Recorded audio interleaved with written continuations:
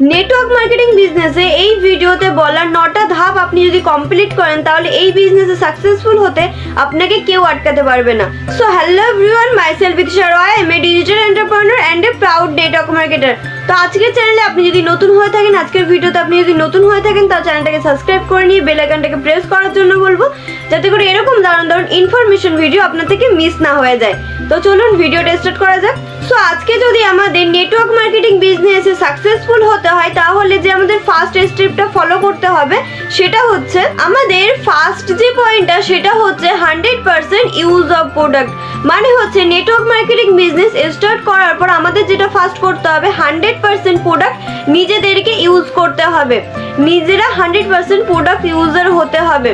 কারণ হচ্ছে কিছু কিছু ডিস্ট্রিবিউটর এমন হয় যে প্রোডাক্ট নিয়ে এসে নিজের ফ্যামিলি মেম্বারকে ইউজ করায় কিন্তু নিজেরা করে না। তার ফলে কি হয়, তাদের প্রোডাক্টের প্রতি যে কনফিডেন্স, যে বিলিভটা সেটা কোনো সময়ই আসে না। তার ফলে কিন্তু সে কোনো সময় যে প্রোডাক্ট নিয়ে একটা সামনের মানুষকে বলবে সেটা কিন্তু কোনো সময় বলতে পারে না।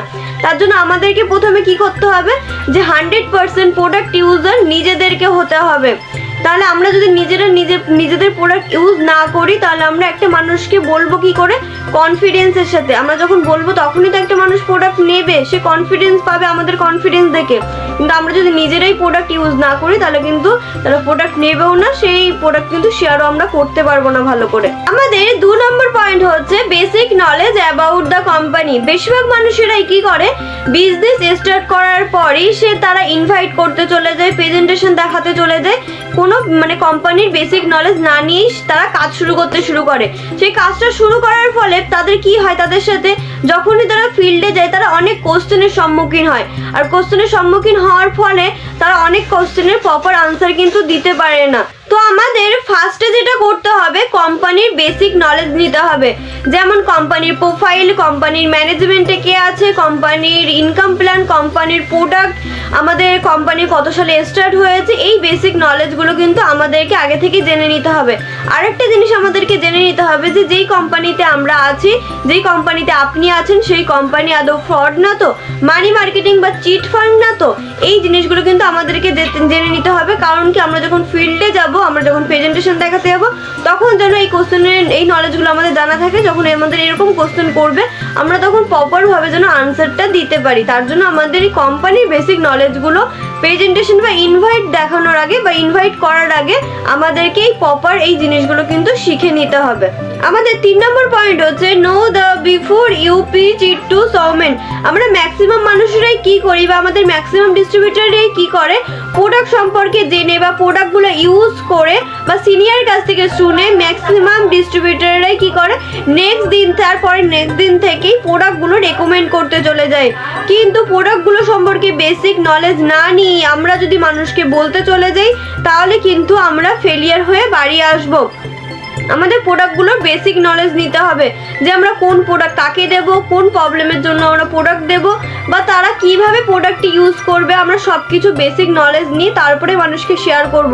আমরা যদি প্রোডাক্ট ভালো করে ইউজ না করি, বেসিক নলেজ না নিই, তাহলে কিন্তু আমরা ভালো করে শেয়ার করতে পারবো না। তার ফলে আমাদের নিজেদের ইমেজটাও খারাপ হবে, কোম্পানির সম্পর্কেও বদনাম হবে, আর অনেক মানুষ এটা জানবে যে এদের কোম্পানির প্রোডাক্টগুলো ভালো না, এই বদনামটা কিন্তু হয়ে যাবে।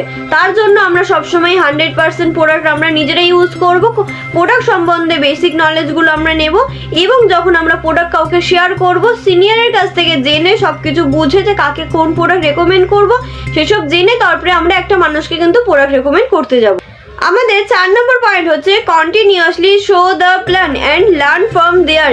আমাদেরকে কন্টিনিউয়াসলি প্ল্যান শো করতে হবে, এবং আমাদের যখন 3টে স্টেপ কমপ্লিট হয়ে যাবে, ফার্স্ট হচ্ছে 100% প্রোডাক্ট ইউজ হয়ে যাবে, সেকেন্ড হচ্ছে কোম্পানি সম্পর্কে বেসিক নলেজ আমাদের কমপ্লিট হয়ে যাবে, সেকেন্ড আমরা যখন কাউকে প্রোডাক্ট রেকমেন্ড করব সেটাও আমরা যখন সিনিয়রকে জিজ্ঞাসা করব, এবং প্রোডাক্ট সম্পর্কে বেসিক নলেজ নিয়ে আমরা তখন প্রোডাক্ট শেয়ার করব। এই 3টে স্টেপ যখন কমপ্লিট হয়ে যাবে দেন আমরা প্রেজেন্টেশন দেখাবো, আমরা বা প্ল্যান শো করব। আর আমি একটা জিনিস হাইলাইট করতে চাই, সেটা হচ্ছে কন্টিনিউয়াসলি আমাদেরকে কন্টিনিউয়াসলি প্রেজেন্টেশন দেখাতে হবে, প্ল্যান শো করতে হবে। কিছু কিছু মানুষ বা কিছু কিছু ডিস্ট্রিবিউটাররা প্রথমে এসে এটা ভেবে নেয় আমি তো 2টো প্রেজেন্টেশন দেখিয়ে দিলাম, আমি তো 3টে প্রেজেন্টেশন দেখিয়ে দিলাম, তাও তো কোনো রেজাল্ট আসলো না।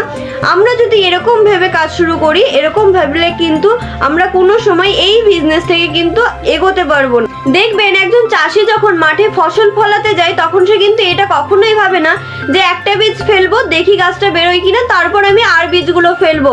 সে কিন্তু এরকম কখনোই ভাবে না। সে যখন মাঠে যায় বীজ ছড়ানোর জন্য তখন সে কিন্তু বীজগুলো মুঠো মুঠো করে ছড়ায়, কারণ একটা চাষির কাছে এটা ক্লিয়ার যে সব বীজগুলো থেকে কিন্তু গাছ বেরোবে না। আমাদের কাছে এটা ক্লিয়ার থাকতে হবে যে আমরা কন্টিনিউয়াসলি প্রেজেন্টেশন দেখাবো। আমরা যদি 1টা 2টো প্রেজেন্টেশন দেখাই তাহলে কিন্তু আমাদের জয়েনিং আসবে না, আমাদেরকে কন্টিনিউয়াসলি প্ল্যান শো করতে হবে। আমাদের 5 নম্বর পয়েন্ট হচ্ছে attend every meeting and expert in 4 basic. আমাদেরকে প্রত্যেকটা ট্রেনিং মিটিংগুলো অ্যাটেন্ড করতে হবে, কারণ ট্রেনিং মিটিংগুলো এমন একটা জায়গা যেখানে আমাদের স্কিলগুলো ডেভেলপমেন্ট হবে এবং আমাদের কোথায় কোথায় ঘাটতি হচ্ছে, কোন জিনিসে অসুবিধা হচ্ছে, সেই জিনিসগুলো কিন্তু আমরা মিটিংয়ে গেলে কিন্তু বুঝতে পারবো। এবং আমরা যখন ট্রেনিং মিটিংগুলো অ্যাটেন্ড করব তখন কিন্তু আমাদের অনেক অলওয়েজ এনার্জি ফিল হবে।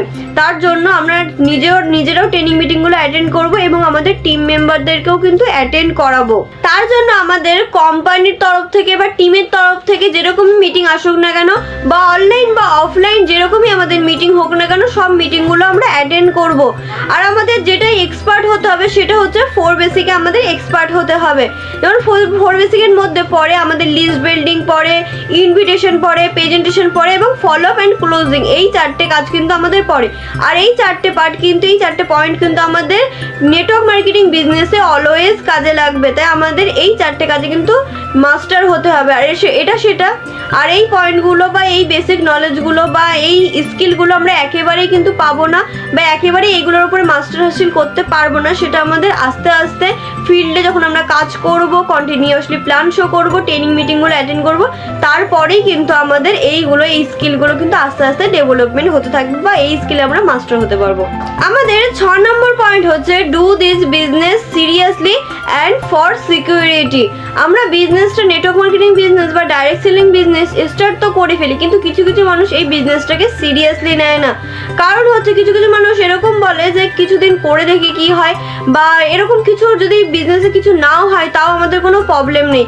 কিন্তু এই জিনিসটা আপনি ভেবে দেখুন যে আপনি যেই বিজনেসে আছেন বা যেই প্রফেশনে আছে সেটা কি আদেও সিকিউর, সেটা কি আদেও সিকিউরিটি আছে? কিন্তু আমাদের নেটওয়ার্ক মার্কেটিং বিজনেসে বা ডাইরেক্ট সেলিং বিজনেসে আদেও কিন্তু সিকিউরিটি আছে। কারণ হচ্ছে আপনি এই বিজনেসে থাকুন বা না থাকুন, আপনার কিন্তু থাকলেও ইনকাম আসবে, এই বিজনেসে কিন্তু না থাকলে বা আপনার যদি কিছু হয়ে যায় তাও কিন্তু আপনার ফ্যামিলি কিন্তু সেই ইনকামটা পাবে। কারণ হচ্ছে আপনি যদি না থাকেন, আপনার সিনিয়র তো আছে, আপনার সিনিয়র তো আপনার বিজনেসটা সামলাবে, আর আপনার ফ্যামিলি কিন্তু সেই ইনকামটা কিন্তু পাবে, আপনার ফ্যামিলি কিন্তু ইনকাম পেতে থাকবে। তো নিজের ফ্যামিলিকে সিকিউরিটি দেওয়ার জন্য অবশ্যই আপনার এই বিজনেসটা, নেটওয়ার্ক মার্কেটিং বিজনেসটা আপনার সিরিয়াসলি অবশ্যই করা উচিত। আমাদের 7 নম্বর পয়েন্ট হচ্ছে all check your active upline. আপনি ডেলি যা যা কাজ করছেন বা যা যা অ্যাক্টিভিটি করছেন সবসময় নিজের অ্যাক্টিভ আপলাইনকে সেগুলো শেয়ার করুন। আর অ্যাক্টিভ আপলাইন বলতে গেলে আমি আপলাইন বলিনি, অ্যাক্টিভ আপলাইন বলেছি। যেরকম যারা প্রত্যেক দিন ডেলি প্ল্যান শো করছে, যাদের এক্সপিরিয়েন্স বেশি, যারা আপনাকে গাইড করছে, যারা আপনাকে সাপোর্ট করছে, তারা হচ্ছে অ্যাক্টিভ আপলাইন। তাদের কাছ থেকে সবসময় চেক করে নিন যে আপনি যা যা মানে ফিল্ডে কাজ করছেন বা যা যা অ্যাক্টিভিটি করছেন সেগুলো কি আদেও ঠিক।